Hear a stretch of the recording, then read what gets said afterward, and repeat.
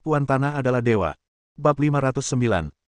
Kuburan massal yang awalnya angker dan sunyi menjadi luar biasa semarak malam ini, saat tiga kekuatan asing dari klan darah, manusia serigala, dan organisasi Nirvana berkumpul di sini, semuanya untuk memperebutkan kunci darah, yang diduga sebagai salah satu dari 13 artefak suci klan darah.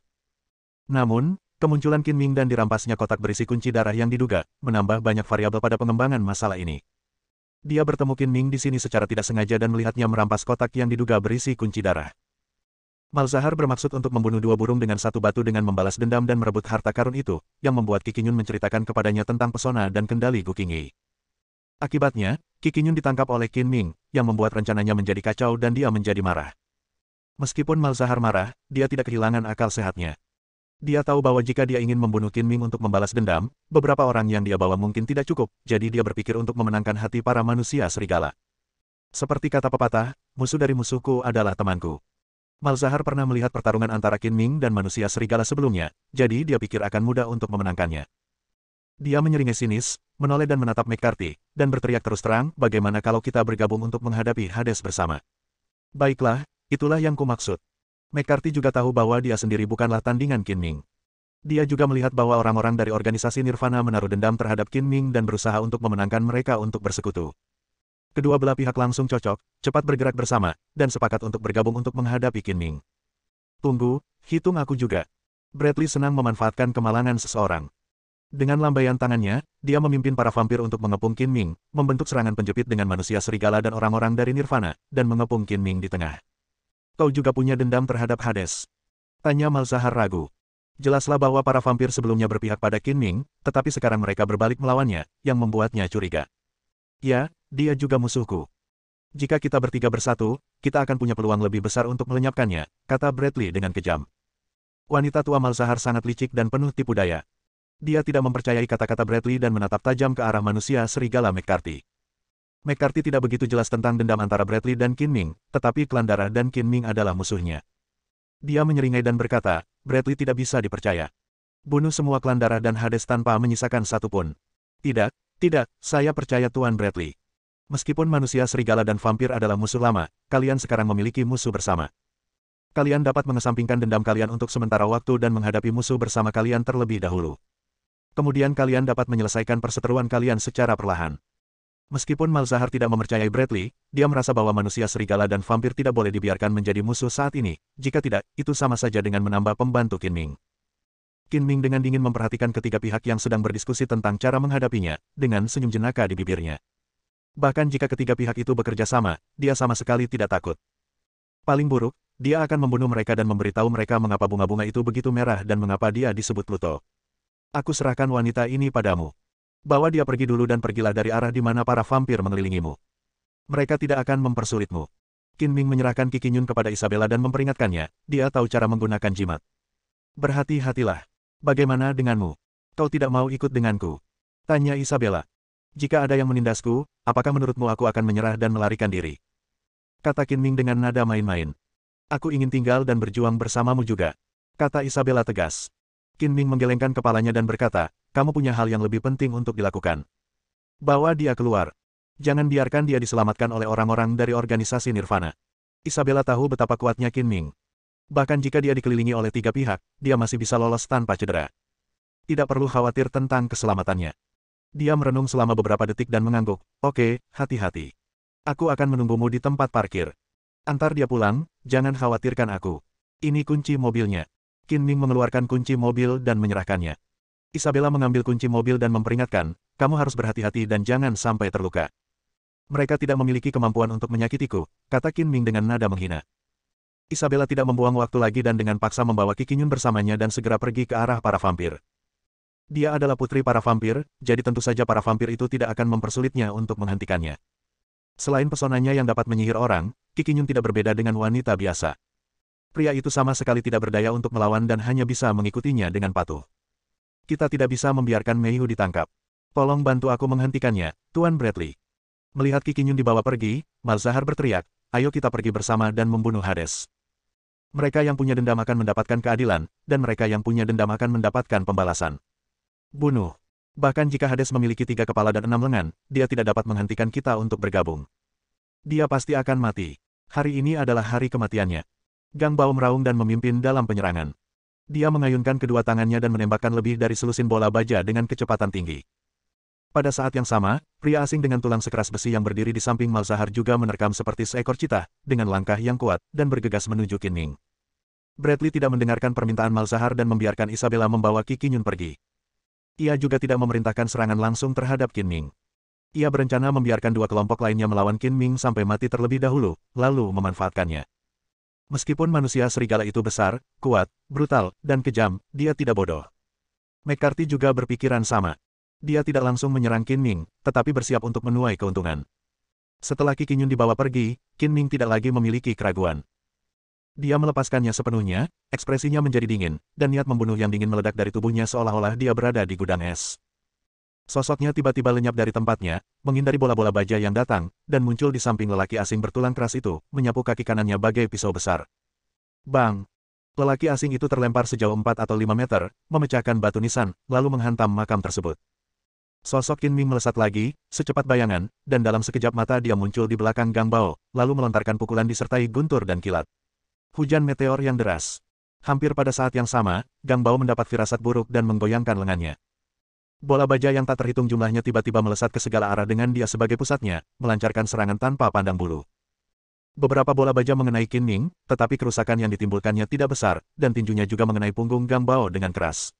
Engah! Gang Bao menjerit, menyemburkan darah dari mulutnya, lalu jatuh terduduk dengan keras.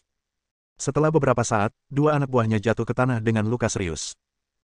Malzahar menyadari bahwa Qin Ming lebih kuat dari yang dibayangkannya, dan buru-buru mendesak, McCarthy, Bradley, jika kalian tidak mengambil tindakan, jika kalian menunggu lebih lama lagi, kita bertiga akan dikalahkan satu persatu oleh Hades, dan tidak ada yang bisa menghentikan pisau jagalnya.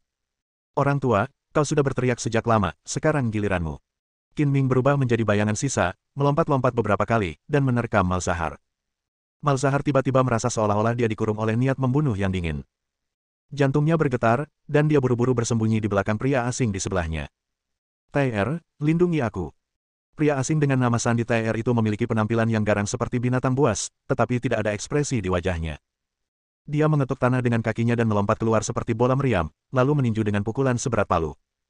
Qin Ming juga melayangkan pukulan ke depan, energi sejatinya mengalir ke lengannya. Dalam sekejap, tinjunya bertabrakan dengan tinju TR, menghasilkan suara tumpul dan memekakkan telinga, dan udara meledak. Tulang TR juga sekeras besi, tetapi dia tidak dapat menahan serangan Qin Ming. Lengannya patah dan dia menendang ke belakang tanpa sadar. Setiap kali dia melangkah, jejak kaki yang jelas muncul di tanah. Qin Ming mengikutinya dengan langkah cepat, memutar pinggangnya, dan mengayunkan kaki kanannya seperti cambuk baja, menendang TR menjauh. Malzahar tentu saja tidak akan duduk dan menunggu kematian. Memanfaatkan celah antara pertarungan Qin Ming dan TR, bola kristal di tongkatnya bersinar terang. Dia menunjuk Qin Ming dari kejauhan dan melancarkan serangan mental terkuatnya, bergumam pada dirinya sendiri. Qin Ming tiba-tiba merasa linglung, kelopak matanya menjadi berat, dan dia berhenti di tempatnya, seolah-olah dia tiba-tiba tertidur. Cepat lakukan, aku tidak bisa bertahan lebih lama lagi. Melihat hipnosis mentalnya berhasil, Malzahar sangat gembira dan berteriak keras. Faktanya, di antara tiga kekuatan yang hadir, manusia serigala adalah yang paling menginginkan nyawa Qin Ming. McCarthy mengeluarkan lolongan serigala dan bergegas keluar terlebih dahulu, seperti binatang buas. Dia berlari sejauh puluhan meter dalam 2 atau 3 detik, dan menamparkan kepala Qin Ming dengan keras dengan cakarnya yang tajam. Dalam sekejap mata, cahaya merah aneh menyala, dan Qin Ming, yang tampaknya tertidur lelap, tiba-tiba terbangun seolah-olah dia baru saja tidur siang. Pedang peminum darah mengeluarkan energi pedang tajam dan menebas cakar McCarthy yang jatuh. Aliran darah mengalir keluar, dan cakar McCarthy terpotong menjadi 2. Rasa sakit membuatnya menjerit melengking. Kebanyakan manusia serigala sangat ganas, dan McCarthy tidak terkecuali. Terlepas dari luka-lukanya, dia membuka mulutnya yang ganas dan menggigit Qin Ming dengan ganas. Bibir Qin Ming melengkung menyeringai menghina, lalu mengangkat pedangnya dan mengayunkannya ke bawah. Energi pedang yang tajam memotong besi seperti lumpur dan memotong separuh dagu McCarthy. Darah menetes, membuat McCarthy tampak semakin mengerikan. Kedua manusia serigala yang mengikuti meraung marah dan melancarkan serangan gila-gilaan terhadap Qin Ming. Melihat McCarthy dipukuli hingga babak belur, Malzahar tersadar dan menyadari bahwa hipnosis mentalnya tidak berpengaruh pada Qin Ming. Serangan mentalnya, yang selama ini selalu efektif, berulang kali tidak efektif terhadap Qin Ming. Ia tidak dapat menahan amarahnya dan semangat kompetitifnya pun bangkit. Malzahar menggertakkan giginya, cepat-cepat mengambil pil merah dari tangannya, memasukkannya ke dalam mulutnya, mengunyahnya beberapa kali, lalu menelannya ke dalam perutnya dengan air liur. Pil yang ditelannya memiliki kualitas khusus. Pil itu dapat meningkatkan kekuatan mentalnya dalam waktu singkat. Pil itu mahal, jadi dia enggan menggunakannya dengan mudah. Dua manusia serigala yang mengikutinya tidak sekuat McCarthy, dan nasib mereka yang berani menyerang Qin Ming sudah bisa ditebak. Mereka lumpuh dalam sekejap. Para manusia serigala lainnya melihat McCarthy jatuh ke tanah dengan luka serius. Mereka tahu mereka bukan tandingan Qin Ming, tetapi mereka tidak takut. Mereka menyerbu dan mengepung Qin Ming, yang juga memberi waktu bagi Malzahar untuk mencerna efek obatnya. Bradley tetap tidak membiarkan para vampir menyerang Qin Ming. Ia sangat ingin melihat Qin Ming membunuh dan melumpuhkan semua manusia serigala sehingga ia dapat menikmati keuntungannya. Saat pil itu mulai bekerja, mata Malzahar memerah, urat-urat di dahinya menonjol, dan dia menjerit kesakitan. Jelaslah bahwa obat itu tidak begitu nikmat. Dengan ekspresi ganas, dia meraung, Pluto, aku akan mengubahmu menjadi boneka dan memperbudakmu seumur hidup. Bab 510. Qin Ming bergerak di antara sekelompok manusia serigala seperti hantu, dengan pedang peminum darah di tangannya bersinar dengan cahaya pedang sepanjang lebih dari 1 kaki, seperti pisau jagal yang diayunkan oleh Dewa Kematian. Manusia serigala terus-menerus dicincang dan darah beterbangan di mana-mana. Akan tetapi, dia tidak membunuh manusia serigala itu, tetapi hanya memotong tubuhnya. Meskipun manusia serigala memiliki kemampuan penyembuhan diri yang kuat, ia akan tetap merasakan sakit setelah terluka. Ia akan terus meratap dan jatuh ke tanah, tidak mampu menghentikan serangan Qin Ming. Dalam waktu singkat, tubuh Qin Ming dipenuhi darah manusia serigala. Dia tampak berdarah, yang menambah aura pembunuh yang kuat padanya, membuat orang takut untuk mendekatinya. Berlututlah. Saat obat itu mulai bekerja penuh, Malzahar tiba-tiba meraung, dan tongkat di tangannya dikelilingi oleh cahaya. Gelombang mental tak kasat mata yang kuat menyapu seperti gelombang yang bergelombang. Meskipun Qin Ming bertarung dengan manusia serigala lagi, kekuatan mentalnya juga sangat terkonsentrasi, dan dia selalu waspada terhadap serangan mental Malzahar. Tiba-tiba ia dilanda gelombang kekuatan mental yang 2 kali lebih kuat dari sebelumnya. Otaknya terasa pusing, seolah-olah ia kekurangan oksigen, dan penglihatannya pun menjadi gelap. Minggir. Qin Ming buru-buru menggigit lidahnya dan tetap terjaga dengan tekadnya yang kuat dan teguh. Energi sejatinya juga meledak sepenuhnya, dan kabut hitam tebal melonjak dan membungkusnya.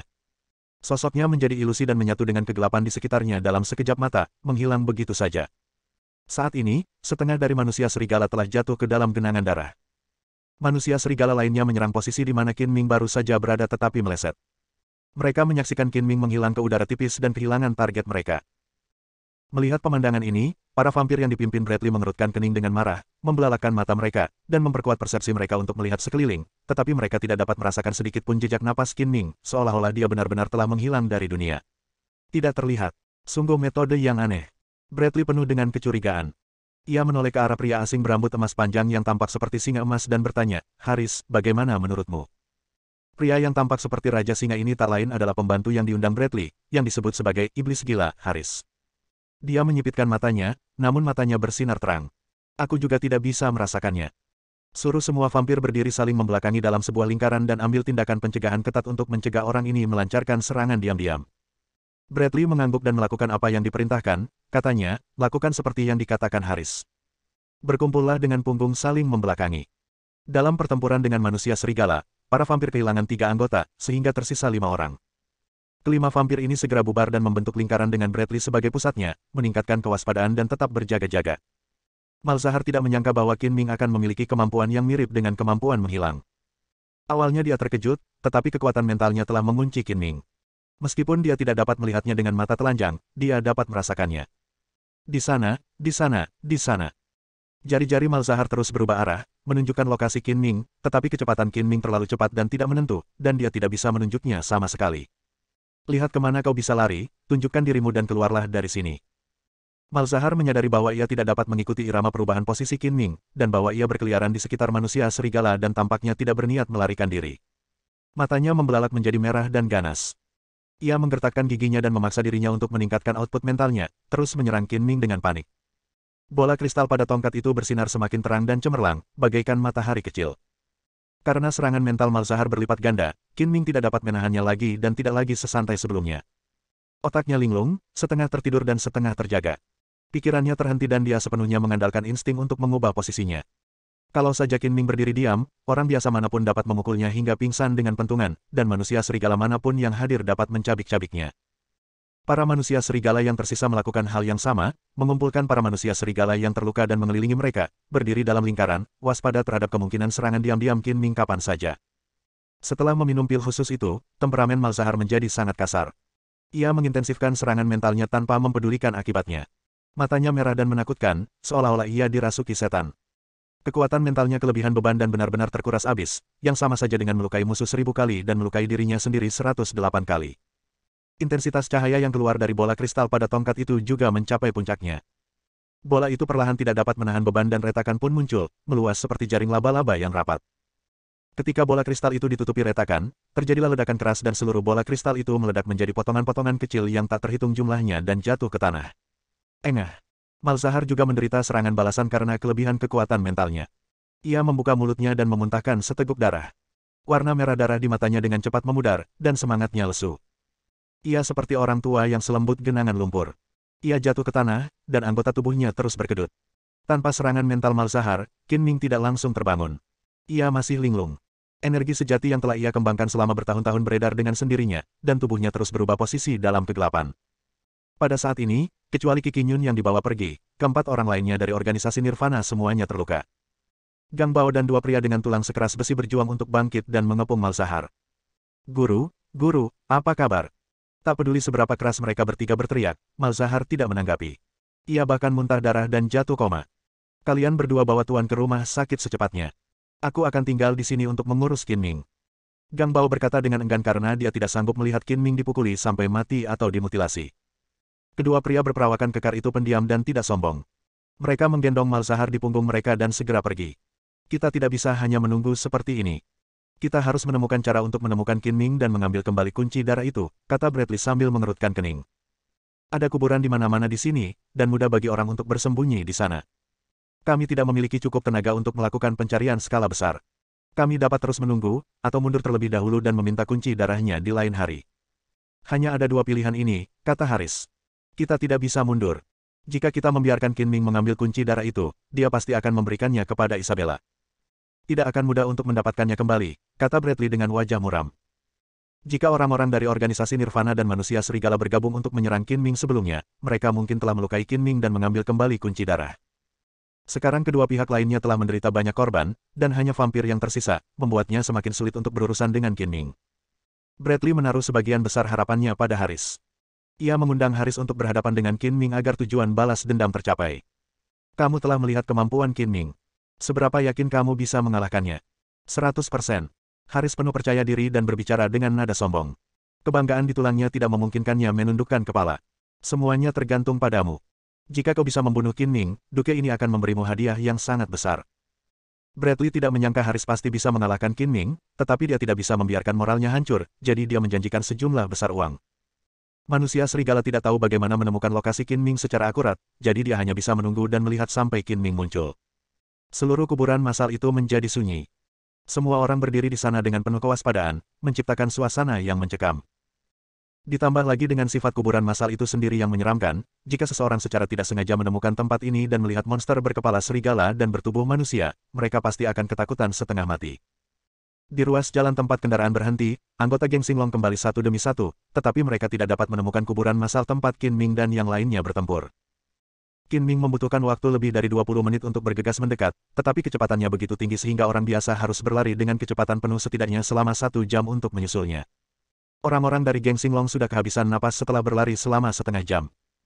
Selain itu, mereka sangat mengantuk dan lelah pada jam selarut ini sehingga mereka tidak punya energi untuk terus mencari. Han Hongzhi sedang duduk di salah satu mobil, wajahnya muram. Melihat Jiu Wenlong kembali, dia bertanya dengan suara berat, bagaimana, apakah kamu menemukannya? Jiu Wenlong tampak malu dan menggelengkan kepalanya tanpa daya. Dia terluka, jadi dia hanya mencarinya secara simbolis, hanya untuk berpura-pura di depan Han Hongzhi. Dia berharap anak buahnya dapat menemukannya, tetapi kenyataannya mereka tidak dapat menemukannya. Dasar bodoh, apa gunanya aku bagimu? Beraninya kau kembali menemuiku jika kau tidak menemukannya. Han Hongzhi berteriak dengan marah, teruslah mencari. Jika kau tidak dapat menemukannya, jangan kembali menemuiku. Puan Han, harap tenang dulu. Bukannya saya tidak kompeten, tetapi orang yang mencuri barang-barang itu terlalu berkuasa. Mobil mereka masih ada di sana dan mereka pasti akan kembali untuk mengambilnya. Daripada mencarinya kemana-mana, lebih baik menunggu dan melihat saja. Jiu Wenlong tahu bahwa dia tidak akan bisa melapor jika dia tidak mendapatkan kembali barang-barang yang dicurinya, jadi dia sudah memikirkan alasan. Apakah kamu perlu mengajariku cara melakukannya? Han Hongzhi menatapnya tajam dan berkata dengan dingin, kirim beberapa orang untuk melanjutkan pencarian, dan yang lainnya untuk menyergap di sekitar. Puan Han, Saudara Long, ada seseorang yang datang. Tepat pada saat itu, seorang pemuda yang bertugas berjaga berlari mendekat dan berkata dengan hormat. Siapa? Tanya Han Hongxi. Kelihatannya seperti dua wanita. Terlalu gelap untuk melihat dengan jelas. Mereka berlari sangat cepat dan menuju ke sini. Mereka akan tiba di sini dalam beberapa menit. Seperti yang dikatakan pemuda yang mengawasi, 4 atau 5 menit kemudian, dua wanita muncul di hadapan Han Hongxi. Dia melihat lebih dekat dan mengenali Isabella, tetapi dia belum pernah melihat yang lain sebelumnya. Ini Nona Isabella. Kemana saja Anda? Di mana Qin Ming? Han Hongxi melangkah maju dengan senyum munafik di wajahnya. Keluarlah dan bersantailah. Isabella menjawab dengan santai tanpa banyak bicara kepada Han Hongxi. Ia meraih lengan Qi Qinyun dan berjalan menuju Audi milik Qin Ming. Nona Isabella, Anda sedang dalam suasana hati yang baik untuk datang ke alam liar untuk bersantai di malam hari. Saya ingin tahu apakah Anda telah menemukan siapa yang mencuri barang saya. Han Hongxi tahu bahwa Isabella dan Qin Ming telah mengikuti mereka, jadi dia melewatkan basa-basi dan bertanya terus terang. Tidak, aku hanya jalan-jalan. Kalau kamu bisa ikut, kenapa aku tidak? Tentu saja kau boleh datang. Ini bukan rumahku. Jika Nona Isabella menemukan orang yang mencuri barang-barangku, tolong beritahu aku. Saat barang-barang itu ditemukan, aku akan menjualnya kepadamu terlebih dahulu. Han Hongxi berkata dengan tulus. Jika barang-barang itu hilang, apalagi dijual demi uang, dia juga akan menderita kerugian. Tidak usah, aku masih ada urusan lain, jadi aku pergi dulu. Isabella tersenyum meminta maaf dan menggandeng Qi Qinyun masuk ke dalam mobil. Jika kamu tidak mengatakan yang sebenarnya, jangan salahkan aku karena mempersulitmu. Han Hongxi menyingkirkan senyumnya, memperlihatkan wajah aslinya, dan berkata dengan dingin. Bersambung.